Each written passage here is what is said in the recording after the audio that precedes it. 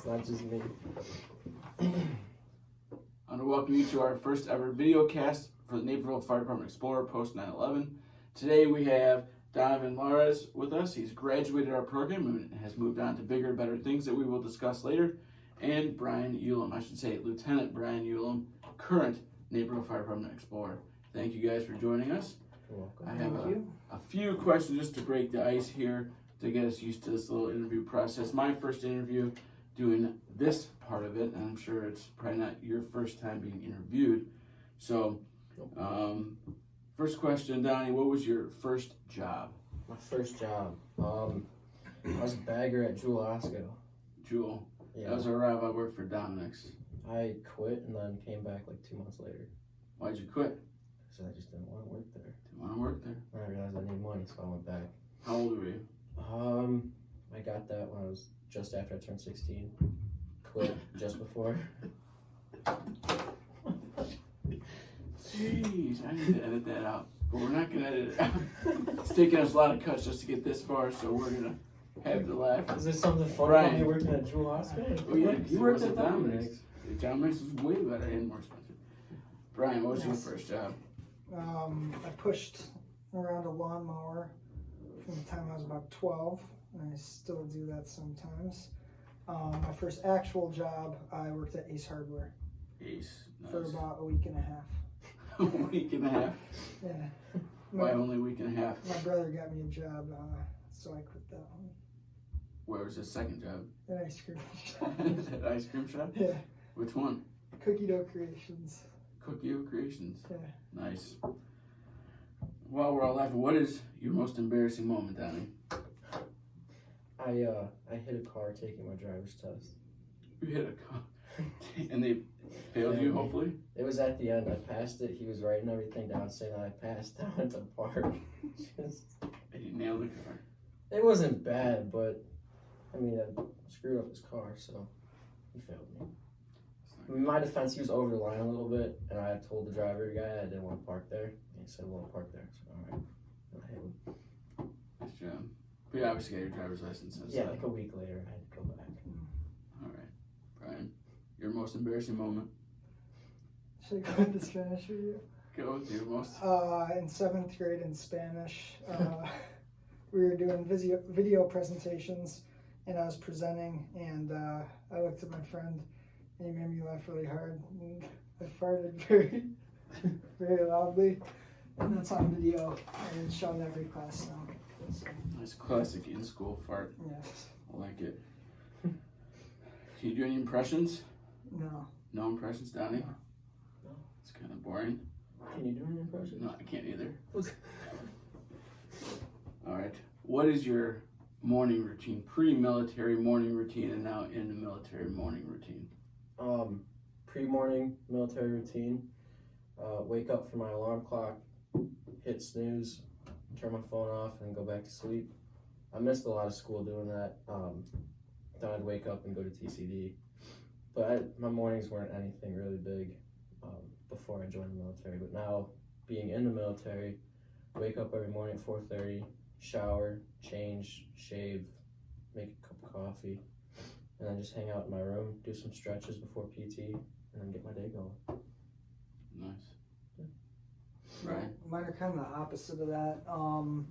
Before everything got figured out, I would get up around 4:30 or 5, especially during school, and I'd go work out before school because I'd be busy after. But now my new job, I'm out of the house by like 6 o'clock to go to work, and I'm training at night, so I'm sleeping up until 5:30ish, so I could try and let my body recover as much as I can. So my mornings are not very productive. Just get up and go to work. Nice. So now we can get into a little bit of the meat and potatoes of Brian. Why did you join our Explorer post? My uncle was a firefighter, and like kind of drew my attention on that. So I went to TCD, the Technology Center DuPage, for their fire science program, where I actually met Donovan, and he told me about the Explorer post. So I thought I'd give it a try, and I showed up to one of the meetings, and I really enjoyed it. So I kept coming back. Good. Same question for you. I don't know, it was like every little kid's dream, really, be a firefighter. And then I turned 14, found out about the post. My mom actually did research for me and found it. So a month after I turned 14, I joined. It's just wanting to do something. I didn't know what I wanted to do in life, and like never really knew. And I found the Explorer Post was a thing, so I joined. Very nice. And so you had a pretty good career in the Explorer Post, made it to the rank of captain. Both of you guys are officers. What is one thing that motivated you to continue on and pursue the rank of officers? Just liking to help other people. You know, like the whole reason really I'm joining was because I wanted to be a firefighter, and being a firefighter, you help other people. And me, I don't want to say I'm controlling. It's more of him, but you're welcome. But when something bad happens, I don't want to have to rely on somebody else to tell everybody what to do or figure out the plan. Like I want to be that, have that go get 'em attitude to figure it out and help other people learn what to do, because I felt like I was confident in my skills and already knew what I was doing. What about you? What motivated you to pursue and be dedicated enough? Because not just everybody gets promoted in our post, but the advisors and I saw something in you to get you promoted. So what motivated you to pursue that? I think a lot of it actually built off of being really close friends with Donnie, and then being there with him, seeing how he ran things, and I had a lot of respect for that. But I knew I was enjoying what I was doing, and I wanted to do a bit more. I kind of like the idea of kind of like being able to help people and have other people count on me, and like not have like control over anyone, but having like the ability to give orders when I need to from a higher up, but also I'm trying to think of how to word it. I don't know. I like the idea of being able to not have to rely on as many people and have the tighter knit of the higher ups, and then from there I'm able to kind of help and mentor the people under me. So maybe help teach back some of that stuff that you were taught to the younger, newer people. That's a good way to... All right, so back last summer, you decided to leave us and join the United States Army. Yeah. Talk us through that process of your decision making to join the Army, and what job you have in the Army, and that whole process. Joining the Army in general, there's a ton of different thoughts that were going through my mind, as to why. I mean, one was because I've never really had a stable job. College was right around the corner. I mean, I don't come from a wealthy family, so paying for that, I watched my older brother and older sister struggle to manage to do that. The military offers free college just for being in no matter what job you choose, so I did that. And then also just wanting to take another step. It's basically the same reasons that you wanted to be a firefighter, probably. You wanted to help other people, you wanted to stand out and make a difference. So I wanted to see how much more I could really push myself and make that difference. So it was towards the end of my junior years when I really started thinking on it, and then January 2019, the end of my senior year, is when I swore in for the first time, and then I left in July. So it's just, the stability of it, that was one thing that really drove me towards it. Not knowing what to do for college, everybody knows, I'm going to college. Well, how does that work? What do you do? Who do you go talk to for that? I didn't know. Then just being pressured on getting just dropped off in the real world, basically. So did that. I decided to join infantry because I didn't want to have a desk job. That's another reason I wanted to be a firefighter, because I don't want to have to wear a suit and tie to work. I want to get my hands dirty, actually do something during my day, be productive. So yeah, that's what it all is. It's been successful so far? Yeah, so far. I mean, I like it. I mean, basic was tough, obviously, but you just got to keep pushing and push yourself to work harder and be better. Then now I'm at my unit in Kentucky, so just work every day. It's fun. I like it. We do field training all the time. It's usually we're out in the field for a week and we're back for a few days and we go back out for a week. So I mean, I like it. I love it. You get dirty, have fun, play around. What do you do in the field for your training? A lot. Sleep, you definitely don't do that. So it usually starts out with we drive out to just a big open field or forest, really. You ruck, maybe a quarter mile or so into the woods, set up what's called a patrol base, hang out there, and then from there you go out as teams and you do other operations. So right now, this most recent field train we did reactive contact and break contact. So we'd walk through a field, we'd have other people, we were shooting blanks obviously, they would shoot and then we would react to them shooting at us, we'd shoot back, we'd go around, flank them, and we've been doing that for a while now, just really hammering that in because, repetitions and all that, like perfect practice makes perfect, so practice it perfect. So it's fun, I love it, it's a great experience. Yeah. Well, you have yet to go to basic or boot camp or anything like that, but you are leaving us in June. Yeah. Tell everybody where you're going and what your plans are. So I swore into the Navy on January 28th as a Master at Arms, which is kind of like a military police, but I'm currently working to get a Special Warfare SO contract, which is a SEAL contract. So that would entail me going to Great Lakes Naval Base, which is about an hour from here, I believe. And I would have a 8-week boot camp, 8-week prep school, and from there I go down to Coronado, California for BUDS. So BUDS. Yeah. I've watched a lot of videos and podcasts that talk about BUDS. It is a very physically demanding course, but from what I understand, that I hear about, it's very mentally challenging. What are you doing to prepare yourself for both the mental toll it'll take and the physical toll? Physically, you could prepare as much as you want to. Every Thursday I train with the Naval Special Warfare Team, which is made up of 2 Navy SEALs, a Navy diver, 1 hospital corpsman, and then a Special Warfare combatant craft crewman, I believe, and we train there. I can't talk about what we do there. But so I train with them. That's great training. But besides that, I do a lot of running, a lot of swimming, and a lot of body weight exercise throughout the week. Right now I'm running about 40 miles a week, and I don't know how much I'm swimming, but a decent amount. But so the physical aspects, you could train as much as you want to. The mental aspects, they're, in my opinion, and from what I've talked about or what I've heard from people, there's no way you could really train yourself until you're actually there.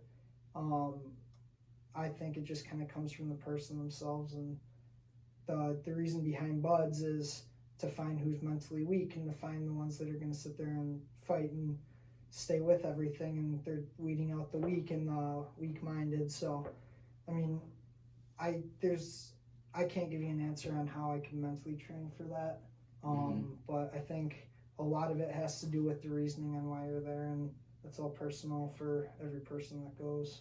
So why did you decide to do this? SEALs or the Navy or both, the whole thing. There's a lot you can do in the Navy or even the military in general. Yeah. And the fact that you chose one of the hardest. I've known you for a little while. I know you like challenges, and this definitely could be a challenge. But you chose the hardest special forces to get into. Yeah. I've always had an interest in military, and I've always had a huge interest in combat.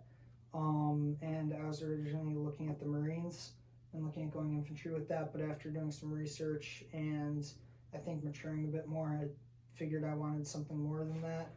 But I always, like you said, I like a challenge. I like hard work, and I don't like to quit too much.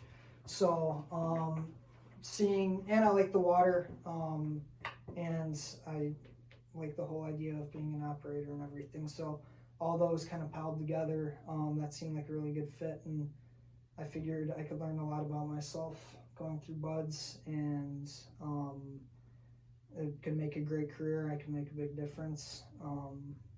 So I feel like any at least younger male, female, whoever, who is physically and mentally capable should serve some way or another.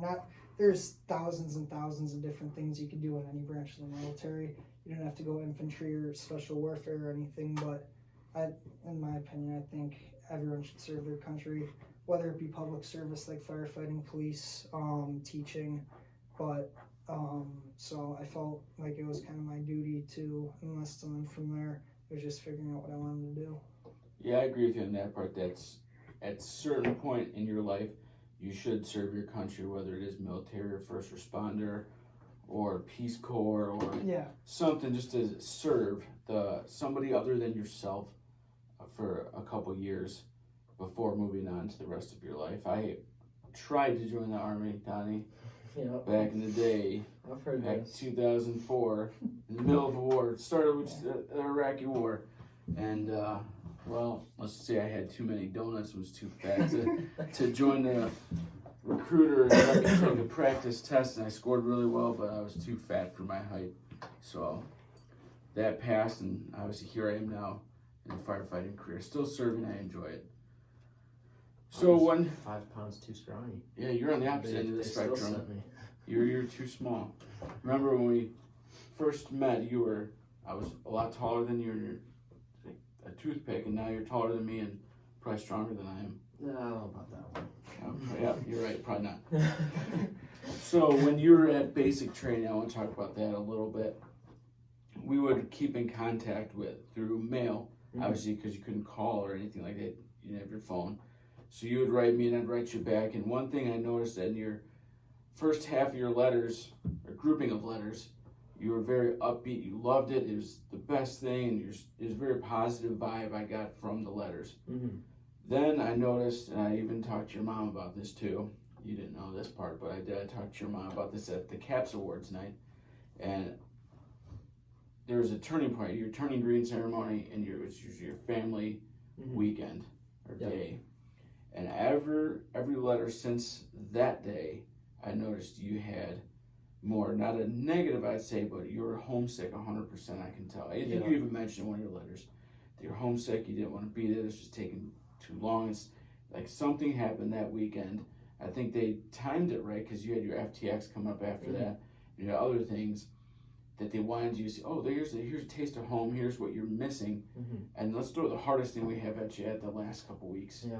And do you want to talk a little bit about that? Yeah, so, I mean, I could just start off with saying, the homesick, that like a recruiter will never, ever, ever tell you anything mentally about joining. They'll tell you all the fun that you'll have, all the, the good times, the laughs, the happiness that there is, but especially at basic, like looking back on it now, wasn't really that hard. Like, there was days where I was dying. I was like, this is insane. There's other days where, I'm laughing, and there's other slow days where all you do is think about home. You're like, well, all I have is a letter. It takes 7 days for a letter to get back home, probably a couple days from the right one to send one back out. So just being away was the real mental portion for me. And then also meeting new people, that was another big trick. But it all ended up working out. But we had our turning green, and that's, I think, where everything really tanked, because they gave us that little taste of home. You got to see family for a couple of days, hang out with them, and then immediately after that Monday, we took a PT test. If you passed, you kept going. If you didn't pass, they failed like 4 or 5 people, and they just got sent home right away. So you take your PT test, and we went back upstairs, packed our rucksacks, ate breakfast, and we were out in the field for a week. Came back for a weekend, and then that's when we started our FTX. We were out in the field for another week. So obviously being out in the field, you get that taste of home, then they shove you out into the field for a total of 14 days within a 16 or 17 day, time span. You're not able to walk over to like a mail place and drop off a letter and send a letter home. You're not able to get mail back, and it was tough. It was, I think during our FTX, we rucked over, it was like 70 or 80 miles during that week. And the rucks they're heavy, and you get tired. Your legs start hurting just picking the thing up. Like, the start of the week, you pick it up, toss on your back. The end of the week, you're like, hey, can you help me lift this? Like, it got rough and it got bad. Sleep deprived, that was a big thing. Just tired all the time. And obviously having that taste of home that just passed, you're just like, this is the end of it. Like, you know, it's like, this is just way too difficult, but you just gotta dig deeper and just push through it, and that's what all of us did. So Yeah, 'cause it's almost like you have like I wasn't there for the turning green ceremony, but I'm sure if it's like a little ceremony, almost signifies the end. You see family, it's like, all right, it's over.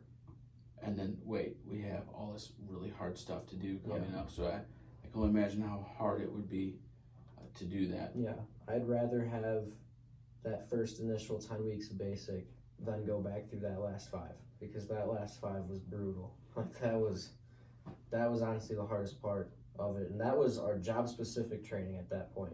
I already made it through basic. I was already in the Army. There's nothing they could have done about that. They just give me a different job if I failed that last 5 weeks. But that last 5 weeks was just bare bone, in the field, getting dirty, hands on. This is what the infantry is. You love it or you don't. So it was definitely tough. Now, going through that whole process, what advice can you give somebody who is thinking about joining or is there now on your experience with that? So people thinking about joining, I mean, it's up to them, obviously. You know, if they want to join, they join. But don't ever forget about the reasons that they're joining for. So, like, for me, it was, you know, trying to do something bigger than myself. You know, just trying to go out there and just take another step up above, you know, what I was already at, having fun. And just do something with my life. And then, you know, that last 5 weeks, for example, when it was tough and, you know, I didn't want to be there anymore, you just think, well, why did I even come here? How did I even get to this point? And you just look at everything behind you and just think of it as pushing you forward that little bit more. That's all you need, you know? I mean, we talked about it a lot, you know, with like our battle buddies and everything there. You don't know what you have until you leave it. So family, we left our families to go do this. That's pretty significant. Like right now, it doesn't sound like much. It's like, oh, you're only gone for 10 weeks. You get to write letters. Like, it's not too bad. But you never understand how close you were. So I always say, spend time with your family before you leave. Put family over anything, everybody, and friends, obviously, too. And then while you're there, just think about family. Don't think about it too much to where, you know, you hit that homesick point and you just want to give up. But think of it as like a motivational kind of thing so they can help you, you know, move on and keep pushing. I know I didn't open like 3 or 4 of my letters before I left for the FTX. And I brought those with me, and then there's a couple nights where I was like, this is done. Like, I'm going to tell this drill sergeant right now, I'm done. I'm not doing it anymore. And you just pop open one of those letters, you're like, oh, my day's not that bad anymore, and gets you through the next day. So just always think and look back of, you know, the reasons on why you wanted to do it in the first place, and think about how far you came already, and you'll be fine. Like, it was almost too easy at that point. You just got to mentally not overwork yourself and get overwhelmed by it. Just what they say, just do it, and you'll be fine. Yeah, one of the things I listen to a lot of military podcasts of Navy SEALs, and one thing that Andy Stump, the Clear Hot podcast, a little plug there for him, is that he always would think short term. You gotta think, okay, what am I doing now? This exercise. Mm-hmm. They have to feed us every 4 hours. So I'm gonna think, make it to lunch, make it to dinner, make it to this. That's exactly what I did. So you have to think short term. As Bud's instructor, he says that he would always try to get guys saying, well, you have 180 days this year, you had 6 months, make big picture, and a lot of guys would fail. So it sounds like you were able to hone that down and think about the right now and make it through. That's something, the challenge you're going to be facing here shortly is thinking short term, not long term. Because as a firefighter, I like to think in my career long term, okay, I'm doing this class so I can take this class to become an officer, or I'm going to go to college to get this degree so I get points for getting hired or becoming an officer, where you now have to stop thinking long term and think short term. Yeah. And I think you'll be all right with that. You have to not focus on pain and, well, I got lunch coming up or I got breakfast coming up. Yeah, I've heard that a lot. Like you just said, live one meal at a time. It's going to be impossible if I go there second day and I've already been training for 24 hours and, I still have 7 more weeks of this, and then from here I go on to 7 weeks of drown proofing, and I wouldn't make that. But if I think, let me make it this 4 hours or one more push-up, just do one more. You could always get one more. You can make it to one more meal. Yeah. So, I mean, I have weekends off. So a lot of guys quit Mondays. They think, oh, I just got off a weekend, now I have this. But if you think, well, let me just make it to this meal, before you know it, it's going to be Friday. No one's going to quit on a Friday when you got the weekend coming up. So. Yeah, you got that goal, like that light at the end of the tunnel. Friday's coming, Saturday's coming out to work.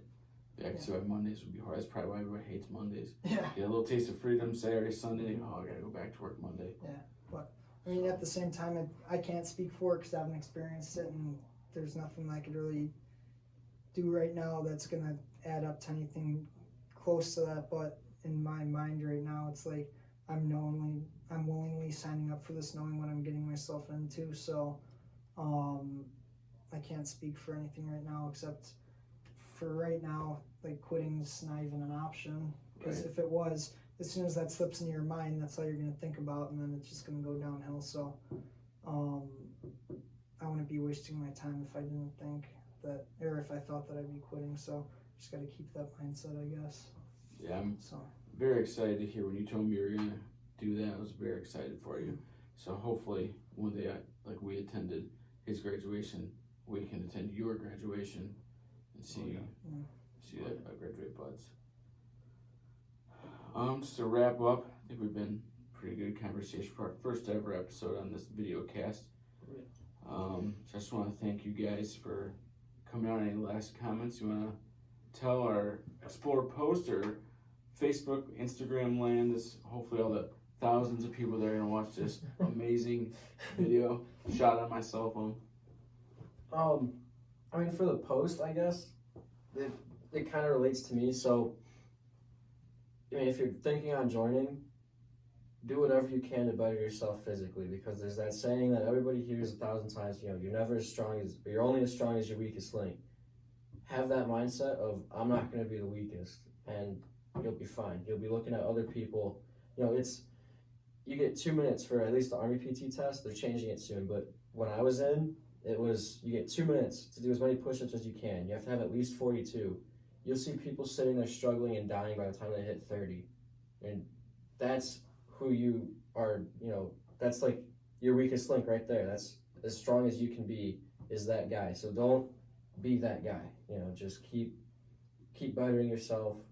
Never accept for anything less than what you want. So, like, when I joined, I was 130 pounds. I told Bryan all the time, like, I want to bulk up. I'm going to take every smoking seriously. I'm never going to put my knees on the ground when I'm doing push-ups, like, never. And I graduated, I was 167 pounds. And a lot of people lose some weight. Basic too. So you have that goal. Don't accept anything less than it, you know? Just take it, do it. Do what you got to do to get it. You got to have that internal motivation too. It sounds like you have that internal motivation. You have as many motivational speeches or songs during your workouts to bulk up, but when that's gone, you have what's left, and that's yourself. It sounds like your internal motivation, and yours too, Bryan, is really strong to lead you in this. Yeah. So what do you have, some advice for those watching Explorers in our posts or other posts to have? Military, fire, or just in general? In general. To add off Donnie's, and I'll go to something else, but to add on to Donnie's, a lot of people think, like, they see somebody else do something, say it's physically or something, and they think, oh, well, I can't do that, or I can't do whatever, and it's like, if they're able to do it, then you're able to do it. At one point, I guarantee that they're at the same level as you. All you have to do is put in the work. So, like, that could be physically, that could be education-wise, anything like that, but